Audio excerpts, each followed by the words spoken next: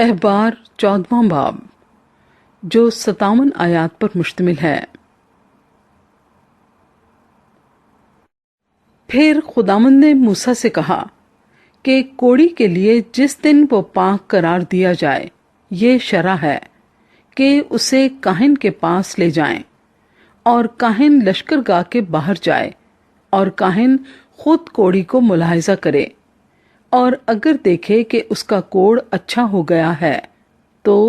کاہن حکم دے کہ وہ جو پاک قرار دیا جانے کو ہے اس کے لیے 2 زندہ پاک پرندے اور دیودار کی لکڑی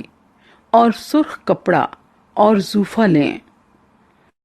اور کاہن حکم دے کہ ان میں سے ایک پرندہ کسی مٹی کے برتن میں بہتے ہوئے پانی کے اوپر ذبح کیا جائے۔ پھر وہ زندہ پرندے کو اور دیودار کی لکڑی اور سرخ کپڑے اور زوفے کو لے، اور ان کو اور اس زندہ پرندے کو اس پرندے کے خون میں غوطہ دے جو بہتے پانی پر ذبح ہو چکا ہے، اور اس شخص پر جو کوڑ سے پاک قرار دیا جانے کو ہے 7 بار چھڑک کر اسے پاک قرار دے، اور زندہ پرندے کو کھلے میدان میں چھوڑ دے۔ اور وہ جو پاک قرار دیا جائے گا اپنے کپڑے دھوئے اور سارے بال منڈائے اور پانی میں غسل کرے، تب وہ پاک ٹھہرے گا۔ اس کے بعد وہ لشکرگاہ میں آئے، پر 7 دن تک اپنے خیمے کے باہر ہی رہے، اور 7ویں روز اپنے سر کے سب بال اور اپنی داڑھی اور اپنے ابرو غرض اپنے سارے بال منڈائے اور اپنے کپڑے دھوئے اور پانی میں نہائے، تب وہ پاک ٹھہرے گا۔ اور وہ 8ویں دن 2 بے عیب نر برے اور 1 بے عیب 1 سالہ مادہ برا اور نذر کی قربانی کے لیے ایفا کے 3/4 حصے کے برابر تیل ملا ہوا میدا اور لوج بھر تیل لے۔ تب وہ کاہن جو اسے پاک قرار دے گا اس شخص کو جو پاک قرار دیا جائے گا، اور ان چیزوں کو خداوند کے حضور خیمہ اجتماع کے دروازے پر حاضر کرے، اور کاہن نر بروں میں سے ایک کو لے کر جرم کی قربانی کے لیے اسے اور اس لوج بھر تیل کو نزدیک لائے، اور ان کو ہلانے کی قربانی کے طور پر خداوند کے حضور ہلائے، اور اس برے کو مقدس میں اس جگہ ذبح کرے جہاں خطا کی قربانی اور سوختنی قربانی کے جانور ذبح کیے جاتے ہیں، کیونکہ جرم کی قربانی خطا کی قربانی کی طرح کاہن کا حصہ ٹھہرے گی، وہ نہایت مقدس ہے۔ اور کاہن جرم کی قربانی کا کچھ خون لے، اور جو شخص پاک قرار دیا جائے گا اس کے دہنے کان کی لو پر اور داہنے ہاتھ کے انگوٹھے پر اور دائنے پاؤں کے انگوٹھے پر اسے لگائے، اور کاہن اس لوج بھر تیل میں سے کچھ لے کر اپنے بائیں ہاتھ کی ہتھیلی میں ڈالے، اور کاہن اپنی داہنی انگلی کو اپنے بائیں ہاتھ کے تیل میں ڈبوئے، اور خداوند کے حضور کچھ تیل 7 بار اپنی انگلی سے چھڑکے،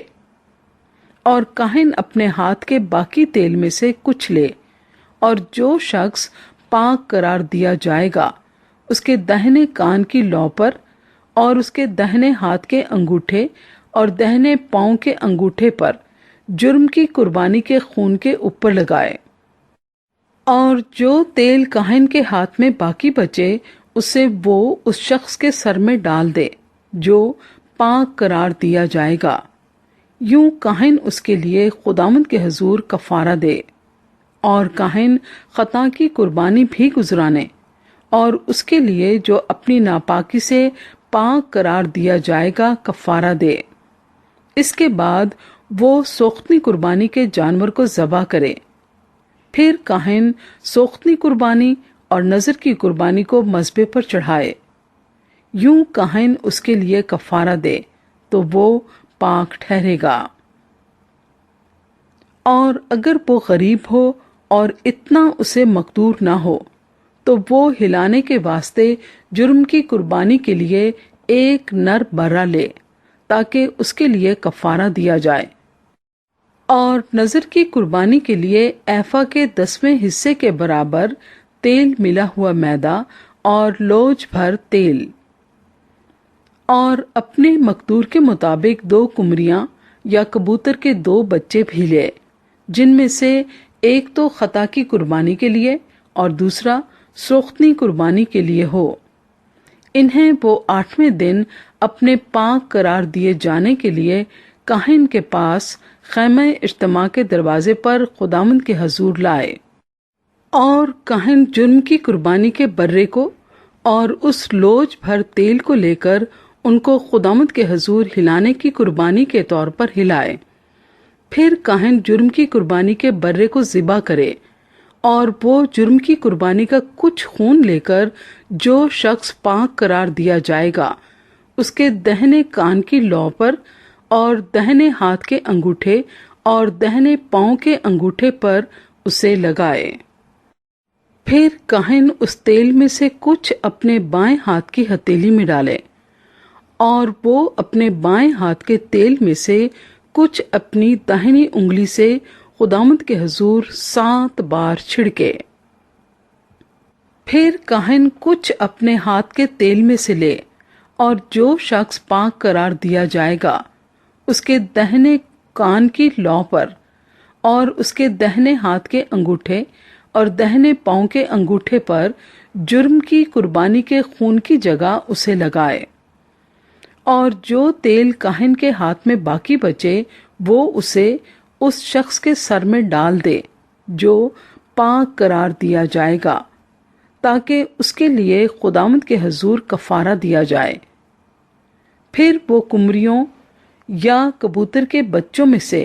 جنہیں وہ لا سکا ہو ایک کو چڑھائے، یعنی جو کچھ اسے میسر ہوا ہو اس میں سے ایک کو خطا کی قربانی کے طور پر اور دوسرے کو سوختنی قربانی کے طور پر نظر کی قربانی کے ساتھ گزرانے۔ یوں کاہن اس شخص کے لیے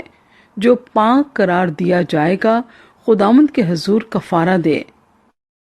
اس کوڑی کے لیے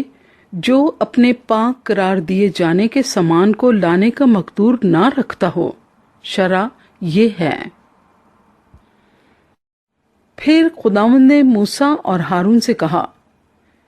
کہ جب تم ملک کنعان میں جسے میں تمہاری ملکیت کیے دیتا ہوں داخل ہو،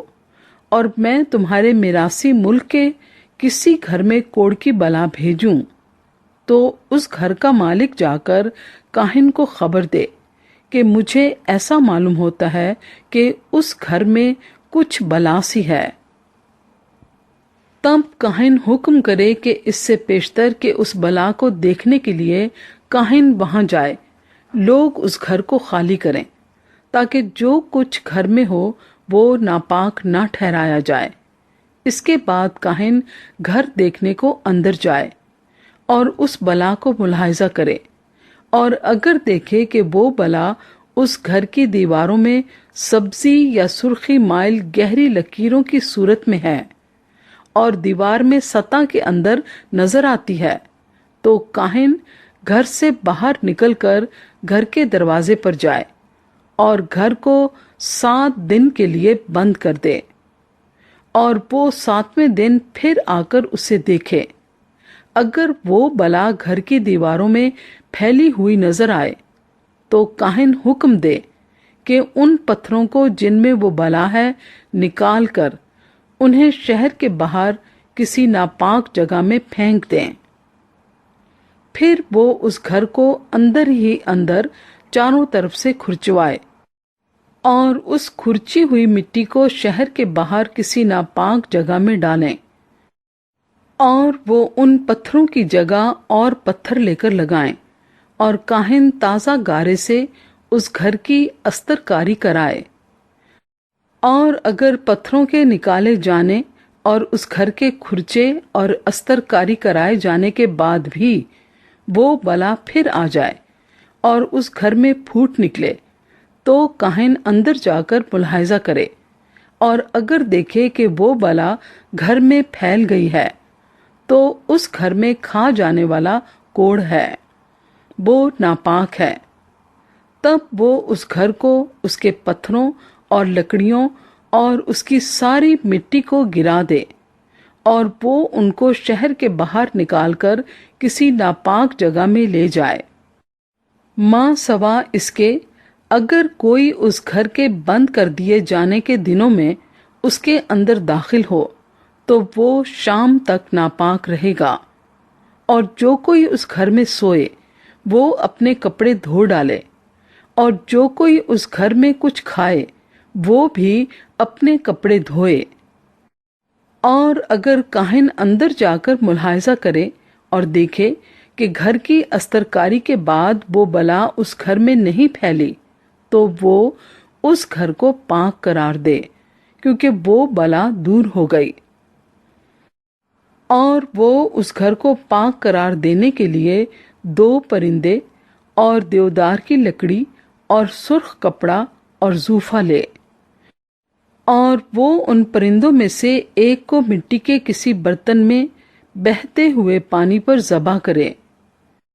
फिर वो देवदार की लकड़ी और जूफा और सुर्ख कपड़े और उस जिंदा परिंदे को लेकर उनको उस ज़िबा किए हुए परिंदे के खून में और उस बहते हुए पानी में गोता दे, और 7 बार उस घर पर छिड़के। और वो उस परिंदे के खून से और बहते हुए पानी और जिंदा परिंदे और देवदार की लकड़ी और जूफे और सुर्ख कपड़े से उस घर को पाक करे,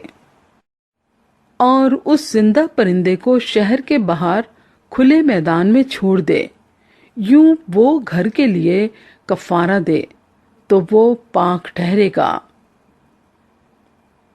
कोढ़ की हर किस्म की बला के और सफा के लिए, और कपड़े और घर के कोढ़ के लिए, और वरम और पपड़ी और चमकते हुए दाग के लिए शरा ये है, ताकि बताया जाए कि कब वो नापाक और कब पाक करार दिए जाएं। कोढ़ के लिए शरा यही है।